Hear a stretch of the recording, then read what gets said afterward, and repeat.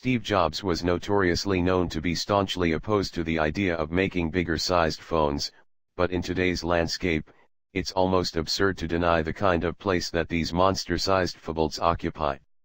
With Tim Cook at the helm of Apple, though, the company managed to appease the masses with the introduction of the iPhone 6 Plus last year.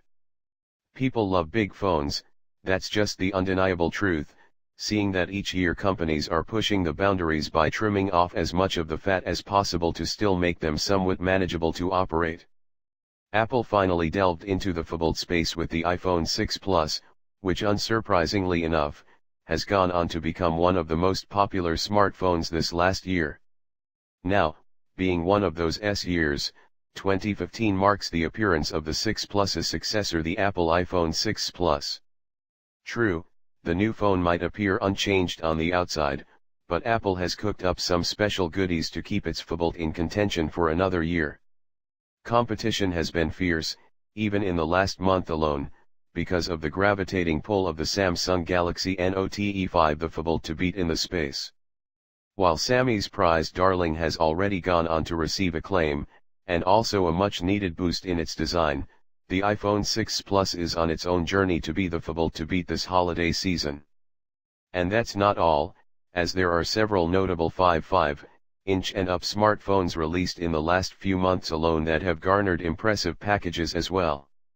Can the iPhone 6 Plus launch a counter-attack to stave off the competition for another year? Let's find out. Design. Besides the new rose gold color option, this is still the same meticulously crafted, premium smartphone from before. Being in that year, it shouldn't surprise anyone to know that the iPhone 6 Plus doesn't see any major changes with its design, so if we're to put the two side by side, it'd be difficult to tell what's what.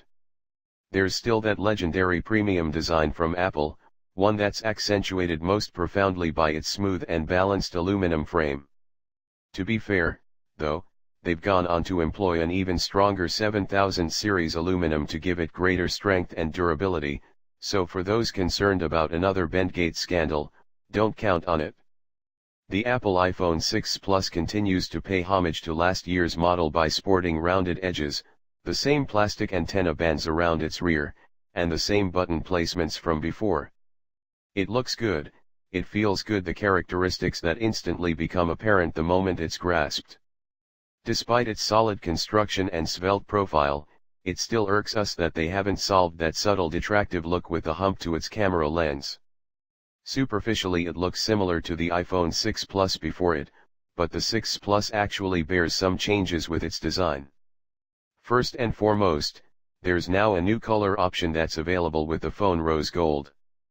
Frankly, it's very subtle, because it looks more salmon pink than rose gold, since it shimmers from its rose gold color to silver, and even gold sometimes, depending on the angle we're viewing it. Secondly, the iPhone 6 Plus is technically heavier too, tipping the scale at 192 gross while its predecessor weighed in at 172 gross. The difference isn't immediately noticeable, but it becomes apparent when you hold the two side by side. Combining its already wide figure, it makes the iPhone 6 Plus even more substantial to hold, thus, requiring two hands to operate it ideally.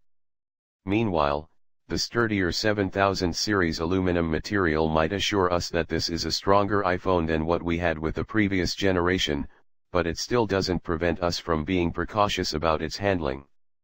Apple's newest phone no doubt embodies all the qualities we'd want to find in a premium offering, so there's little to complain about its recycled design. From its sturdy and new 7000 series aluminum, all the way to its incredibly svelte construction, it's indicative of a meticulously made smartphone. However, we're still wondering how they're not able to solve that odd protrusion with its camera lens yet. Oh well, there's always next year.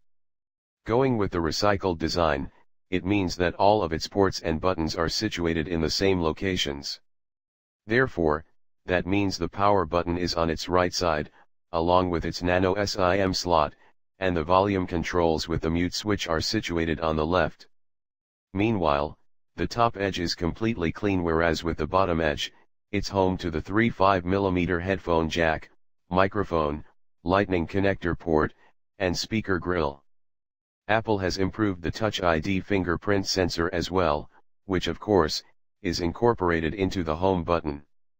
All in all, we can say that Touch ID is slightly more responsive in reading a fingerprint now, but honestly, it's a really small difference.